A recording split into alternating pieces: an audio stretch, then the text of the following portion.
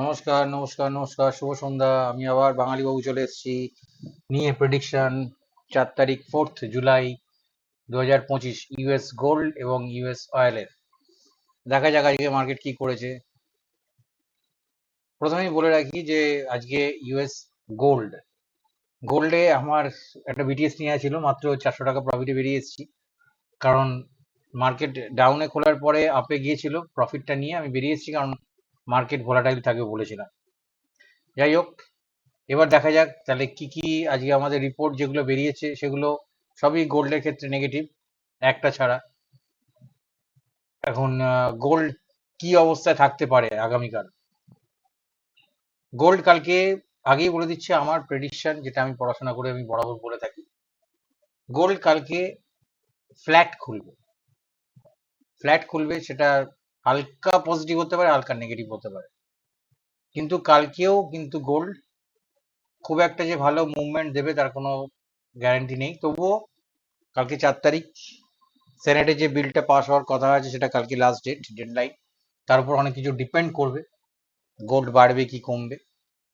ঠিক আছে, তা সেদিকে একটু নজর রাখতে হবে প্রত্যেককে। এখন গোল্ডের ইমিডিয়েট সাপোর্ট রেজিস্ট্যান্স কি কি সেগুলো বলে দিচ্ছি। একটা বড় সেলিং জোন আমি বলে রেখেছিলাম, দেখুন সেখান থেকে মার্কেট ধাক্কা খেয়ে গিয়ে পড়েছে। এটা আমার 1 ঘন্টার চার্ট খোলা আছে। তা আমার এই যে নীল দাগটা কাটা আছে, বলেছিলাম এটা লক্ষণ রেখা, এটা টপ করে তবেই কিন্তু মার্কেট বুলিশ হবে। এটা হচ্ছে 3366, এটা টপ কাইন। তাই ইমিডিয়েট রেজিস্ট্যান্স এর মধ্যে এখনো মার্কেট আছে, সেটা হচ্ছে 3332, 3-3-2। তারপরে হচ্ছে 3352 থেকে 3360। তারপরে লক্ষণ রেখা যেটা বললাম, সেই লক্ষণ রেখাটা কাজ করবে 3366। তারপরে চলে যাই 3376, তারপরে 3390। এগুলো সব লক্ষণ রেখা আমার কাটা আছে, বা বলতে পারেন রেজিস্ট্যান্স। এগুলোর ওপরে মার্কেট উঠলে মার্কেট কিন্তু বুলিশ আস্তে আস্তে হতে থাকবে। এবার 3390 থেকে 3400, এই 3400 উপরে উঠলে, ওঠার পরেই একটা বিশাল বড় রেজিস্ট্যান্সে ধাক্কা খায় মার্কেট 3417 অব্দি। আমার দেখুন আগেকার লাইনই সব মার্কিং করা আছে, কিন্তু চেঞ্জেস কিছু করিনি, সেটাই মার্কেট রেসপেক্ট করে চলেছে। আমিও ঘাটাঘাটি খোঁজাখুঁজি করি না মার্কেটকে। আজকে ইনফ্যাক্ট মার্কেটে কোনো আমি ট্রেড নিইনি, আর আমি নিফটি ফিফটিতে ট্রেড নিই না, ব্যাংক নিফটিতেও নিই না। পচা জায়গা, ওখানে নেওয়া মানে পয়সা নষ্ট, নিই না। আমি কমোডিটিতে করি। প্রত্যেক দিন যে মার্কেটে ট্রেড থাকবে তার তো কোনো মানে নেই। আর প্রতিদিন মার্কেটে ট্রেড যারা মনে করেন আছেন, খুব ভুল করেন, কারণ মার্কেট প্রতিদিন ট্রেড দেয় না। যেদিন দেয়, সলিড দেয়, সেদিনকেই নেবেন। বাকি দিনগুলো ছেড়ে দেবেন মার্কেটকে, মার্কেটের মধ্যে ছেড়ে দেবেন, তাকে খুঁচিয়ে কোনো লাভ নেই। ঠিক আছে, ইউএস ডলার আস্তে আস্তে করে বাড়ছে, আমি ডলারের দিকে আসছি। তা কালকে মার্কেটের প্রথম সাপোর্ট যেটা থাকবে সেটা হচ্ছে 3322, 3322, সরি, হ্যাঁ 3322 প্রথম সাপোর্ট থাকবে। তারপরে সেটা যদি ভাঙে, মার্কেট নিচে গিয়ে পড়বে 3282-তে, সেখানে গিয়ে মার্কেট ধাক্কা খাবে। সেটা যদি ভাঙে, তাহলে এই নীল দাগগুলো কিন্তু আমার সাংঘাতিক লক্ষণ রেখা। এইগুলোতে গেলে কিন্তু মার্কেট কিন্তু অনেকখানি বিয়ারিশ হবে, আগেই বলে দিচ্ছি। 3264 যদি ধাক্কা খেয়ে, যে স্ট্রং বাইং জোন দেখুন লেখাই আছে, এই বাইং জোনকে যদি ও ভাঙতে পারে, তাহলে কিন্তু বিয়ারিশ মোডে চলে যাবে মার্কেট, 3245-এ আসবে। সেটা ভাঙলে মার্কেট একদম চলে আসবে 3200। এতখানি আমি কেটে রাখলাম, কেননা কালকের দিনটার জন্য ওয়েট করে আছি, যে বিলটা সেনেটে পাস হওয়ার কথা আছে, সেটা কি হয়। মার্কেট ভোলাটাইল ধরে নিই, মার্কেট ভোলাটাইল ভোলাটাইল আমি আগে থেকেই বলেছিলাম যে 3 তারিখ বা 4 তারিখ অবধি মার্কেটকে ছেড়ে দিন গোল্ডে। 7 তারিখ থেকে মার্কেট ধরবেন, দেখুন মার্কেটে কি হয়। 7 তারিখের পর মনে হয় খুব একটা খারাপ হবে না, সোমবার থেকে মনে হয় না খুব একটা খারাপ হবে বলে। মার্কেট ভালোই ফল দেবে, মানে ট্রেড করার মতোই ফল দেবে। এবার দেখা যাক কি হয় তারপরে।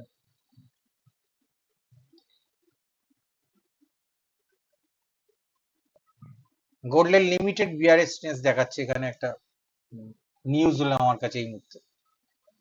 আমি এখনো বলছি গোল্ড কিন্তু বুলিশের মধ্যেই, ট্রেন্ডের মধ্যেই যাচ্ছে।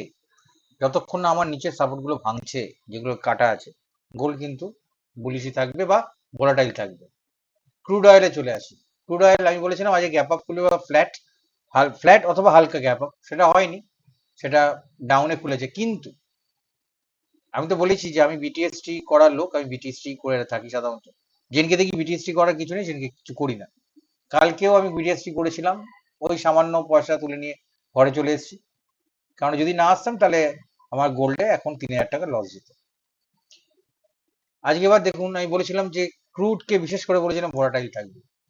দেখুন ক্রুডের অবস্থা দেখুন, 15 মিনিটের চার্ট খোলা, আমার রেজিস্ট্যান্স গুলোতে দেখুন ধাক্কা খাচ্ছে, স্ট্রং সেলিং জোনে ধাক্কা খেয়েছে, ধাক্কা খেয়েছে, ধাক্কা খেয়েছে, এখন এখানে এসে মার্কেট বন্ধ হয়েছে। এই একই রেখে দেবো, কিছুই চেঞ্জেস করবো না। Strong selling zone. আচ্ছা কালকে কি খুলতে পারে? কালকে এখানেও বলছি ফ্ল্যাট, হালকা নেগেটিভ, ফ্ল্যাট অথবা হালকা নেগেটিভ, ঠিক আছে। প্রথম রেজিস্ট্যান্স 5723 যেটা কাটা আছে আমার, ওটাই থাক। তারপরে 5750, তারপরে 5764 থেকে আরম্ভ করে 5808, খুব বড় একটা সেলিং জোন, এখানে কিন্তু সেলাররা বসে আছে। তারপরে চলে যাচ্ছে 6021-এ, যদি উঠতে পারে তার যাবে। তারপরে 6247, তারপরে 6441, তারপরে 6581। এই দেখুন এখানে আবার লেখা আছে সেলিং জোন, আগেই আগেই লেখা আছে, এগুলো এগুলো সব করা আছে আমার। আর শুক্রবার দিনকে কমোডিটি মার্কেট না ছোঁয়াই ভালো, ও মার্কেট পুরো হেজিয়ে যায়, পুরো মার্কেট হেজিয়ে যায়, ওখানে পয়সা নষ্ট হওয়ার সম্ভাবনাই বেশি। যদি খুব ভালো র্যালি দেয় ওকে ফাইন, তাহলে আপনি নিতে পারেন, না হলে আমার মনে হয় না খোঁজাখুঁজি করার দরকার আছে। সাপোর্টে চলে আসি, 5678 থেকে আরম্ভ করে 5662, যদি ভাঙে তাহলে 5627 থেকে আরম্ভ করে একদম 5603, যদি ভাঙে নিচে 5528, তারপরে যদি ভাঙে নিচে 5415, ঠিক আছে।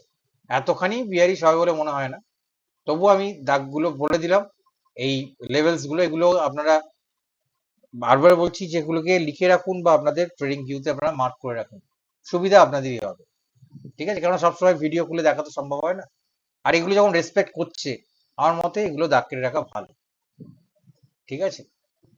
চলে আসি ডলারে। ডলারে কি কন্ডিশন? আমার সেই নীল দাগ 97.201, এটা সাংঘাতিক একটা বড় রেজিস্ট্যান্স, মানে ইউএস ডলারের ক্ষেত্রে। তারপরে 97.320, ঠিক আছে। এই 97.320 উপরে গেলে ডলার বুলিশ হবে, এবং তখন কিন্তু বিয়ারিশ হতে থাকবে গোল্ড। আর সাপোর্টে যদি বলেন তাহলে 96.717, এর মধ্যেই, এই লাল থেকে এই সবুজের মধ্যেই ঘোরাফেরা করার সম্ভাবনাই বেশি গোল্ডে, এই সরি ইউএস ডলারে। এই হয়েছে পুরোপুরি ব্যাপার। গোল্ড, ক্রুড অয়েল সব বলে দিলাম, ভালো করে ট্রেড করুন। শুক্রবার দিনটা একটু অ্যাভয়েড করার চেষ্টা করবেন, বড় মার্কেট বাজে থাকে, বিশেষ করে সন্ধ্যের পর থেকে খুব খারাপ অবস্থা থাকে। সোমবার থেকে আবার লেগে পড়বেন একদম ফাটাফাটি করে, মনে হয় সোমবার থেকে খুব ভালো র্যালি দেবে, যেদিকেই দিক না কেন, নিচে অথবা উপরে দেবে, ঠিক আছে। সে ক্রুড হোক বা গোল্ড, দেবে, সেদিনকেই করবেন। সবাইকে শুভেচ্ছা রইলো, ভালোভাবে ট্রেড করুন, সবাই প্রফিট করুন, সেটাই চাই। অযথা মার্কেটকে খোঁচাবেন না, হাতে টাকাটাকে রাখে, ফান্ডকে সবসময় রাখার চেষ্টা করবেন। ফান্ড ম্যানেজমেন্টটা খুব important, money management, fund management, patience level, এগুলো ওভার ট্রেড করা, অ্যাভয়েড করা, এগুলো খুব দরকার ভীষণ পরিমাণে। সারাদিন মার্কেট খুলে রাখলে স্বাভাবিক ব্যাপার, আমাদের একটা টেন্ডেন্সি আসে যে মার্কেটকে খোঁচাই, এই লস হয়ে গেলে এটাকে প্রফিট করবো, আবার লস, এটাকেও প্রফিট করার চেষ্টা করবো, এই করতে করতে ওভার ট্রেড হয়ে যায়, লসের পরিমাণটা অনেকখানি বেড়ে যায়, ফান্ড কমে যায়। ফান্ডটাকে আটকে রাখুন। আজ যদি আপনার ফান্ডে 50,000 টাকা থাকে, ট্রেড না করলে কালকে 50,000 টাকাই থাকবে, কিন্তু ট্রেড করলে, অযথা যদি ট্রেড করতে যান, মনে হয় না সেটা বাড়বে, মনে হয় কমে যাবে, ঠিক আছে। তাহলে সবাইকে শুভরাত্রি, খুব ভালো থাকবেন।